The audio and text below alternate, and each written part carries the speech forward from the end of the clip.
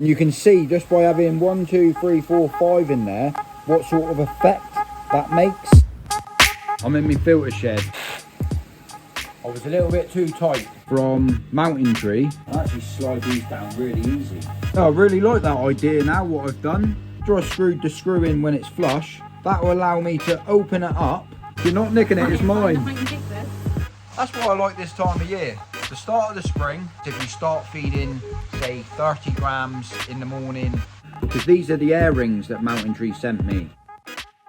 Hello everyone, welcome back. James the Koi Whisperer. You can see I'm in my filter shed. My plans is to fit these spiral brushes from mountainTree. Come with a nice little hook on it, but I'm thinking if I'm to fit this inside of here, I mean these brushes, they are for mechanical filtration. I don't know if you can see or focus on that sort of like star effect on the end.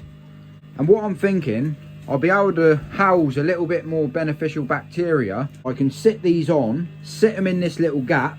I'm gaining a bit more filtration down the side of my moving bed. I'm really interested to see how I get on with these and see how I can make it work and just customize it and have a bit of fun really. I won an award from mountainTree in 2001. Excellent content creator. Obviously it might build up a little bit of waste and it might build up a little bit of bacteria over the time, but they're super easy to take in and out of the filter. I'm just interested to give them a go to see what I can come up with. I need to make a bar inside of here to put it on. I went in the shed, I got a little bit of black pipe, 20mm. These are just tank toilet connectors. So I'm going to cut it there. Found a little rubber stop. This come off of one of my fishing poles actually, but I'm going to bung that in one side. Hopefully this will work. After I screwed the screw in when it's flush, that will allow me to open it up and that will get the tension that I need with the screw threads to hopefully lock this in place, and then I can sit these down there. And then I'll be interested maybe possibly to use these inside of here at a later date, because these are the air rings that mountainTree sent me. James, what the hell are you doing now? Well, you know I like a bit of DIY. So basically what my plans are, I've made this bit of pipe. I can adjust it here with this screw thread. I've got a rubber seal on it this way. Plan is I can sit them on like this, and then I'm going to set them into this filter down on the side. I reckon I'm going to need probably about 5 or 6 across there. Bunch them together. Let me get a few of them put on and then I'll show you what it's going to look like. I was a little bit too tight. I know I liked it tight, but that was a little bit too tight. Basically it didn't have me no flex at all, so I've just took a little shimmy off. I can still adjust my thread just below the lid so the hooks don't get caught on the lid. That's proper tight, that ain't going nowhere. That will work an absolute treat. That will allow me now to put all of those hooks across there. That ain't a bad idea. I want to make yourself a bar to put these hooks on. That works amazingly. I'll be able to put these hooks on, and if I ever need to take the bar off, I can just unscrew it that end, one-handed, pop the bar off, and I can lift it back out. She got 6 of these. What I like about them is that when they're together all the way down through, they actually like spiral together as well. So I'm going to put all 6 on. That's my fish feeder just fired up as well. Come on then fish, have your food. I'm trying to make a video and my feeder's making hell of a noise. That's part of having a koi channel. They actually clip on really well onto the pipe work. I like the idea of it. You can just literally clip and it clips in, and you can see just by having 1, 2, 3, 4, 5 in there what sort of effect that makes. It's almost like going through one of them Car wash. Car wash, yeah. It's almost like going through the car wash. The idea behind this is to see sort of get a little bit of extra beneficial bacteria, because there's 2 types of bacteria that you need in a koi pond, aerobic and anaerobic. And I'm just hoping that this will help me out in a little bit of a better way, and I'm just interested to try it. I know that this type of filtering is designed mainly for cleaning purposes, so you can take the brushes out, clean them easily, pop them back in, and they do stop a hell of a lot of debris. But this little idea, thinking about it, DIY style, if you want to make a filter DIY, you could use this as your first stage of mechanical filtering, which will stop all the debris, but I'm just trying it in a different way to see if I get any benefits from it. I thought I would measure them just in case someone wants to know how long they are. The length of the brush is actually 25 centimetres. From the top of the hook down is actually 86 centimetres. The looks of it, you could quite easily cut these down. It's only like a wire trim in there. Quite easy, just pop the rubber back on, so you could customise it to any size you want. And looking at it, if you wanted to use them in a smaller filter, you could quite easily bend the wire in half. I don't know if mountainTree recommend this, but if you wanted to ram that in somewhere to double up your filtration at a smaller level, you could quite easily do that as well. But I need them full length to make sure they go all the way down to the bottom of the filter. I actually slide these down really easy. I don't actually have to move the bar when it's in place. Yeah, I reckon we should put one more in over here. mountainTree towel as well. I'm really happy with what I've done. It looks really cool. The purpose of the media is to do a job. You want the media to be a good filtration, but zoom in here a minute and have a look.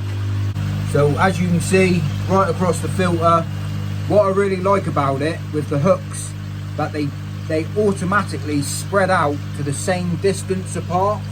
Obviously with the brushes connecting to each other, the hooks, it doesn't matter if I bunch these two together like so, they spring back to where they need to be. I really like that. You can see up through, filled up every little gap. It'd be interesting to see how I get on with them being in there.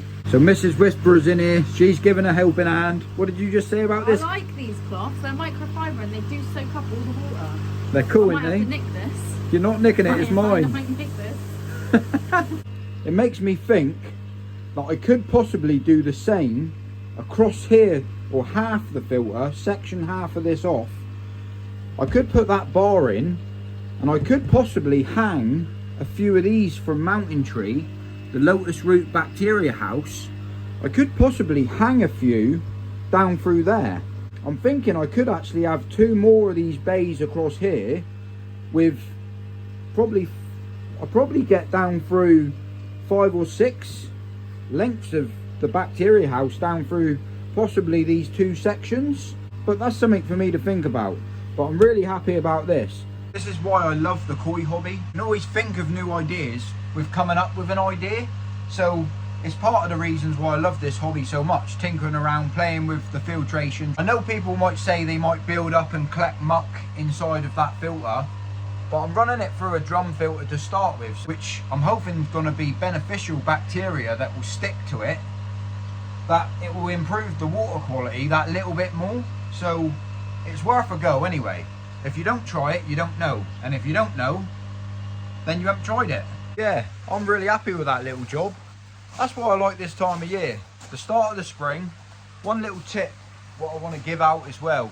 The beginning of the spring is the hardest bit of koi keeping. It's where a lot of people make mistakes, to be fair with you. You're out in the garden, you start feeding your fish a lot more, and your beneficial bacteria hasn't matured enough yet for your pond to sort of handle the amount of food that you're feeding. So you've got to give a little bit of time for your filtration, especially the media, like I'm using the lotus root from mountainTree in my filters. You've got to give your media a few weeks to mature. And a top tip that I like doing is you've got to put food to your pond, and obviously over the winter you lose a lot of your beneficial bacteria. If your water temperatures drop below 10 degrees, it doesn't die off completely, but it does get knocked back quite a bit. You've got to slowly build that bacteria back up. And what I like to recommend is feeding twice a day. The best way of doing that is with an automatic feeder.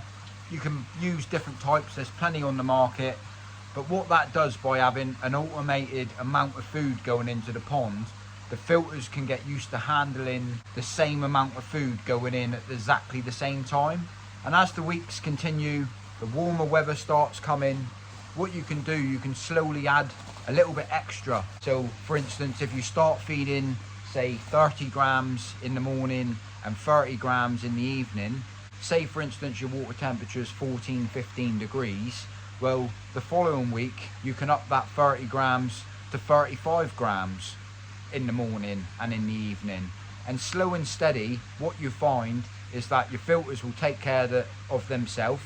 The beneficial bacteria will start building to accommodate how much more extra food's going in. And I thought I would just give a little steady tip there really. Slow and steady wins the race. What a lot of people do is make a mistake by sat in the garden, having a cup of tea, because it's nice weather, and then they start chucking in an extra 2 or 3 handfuls of food.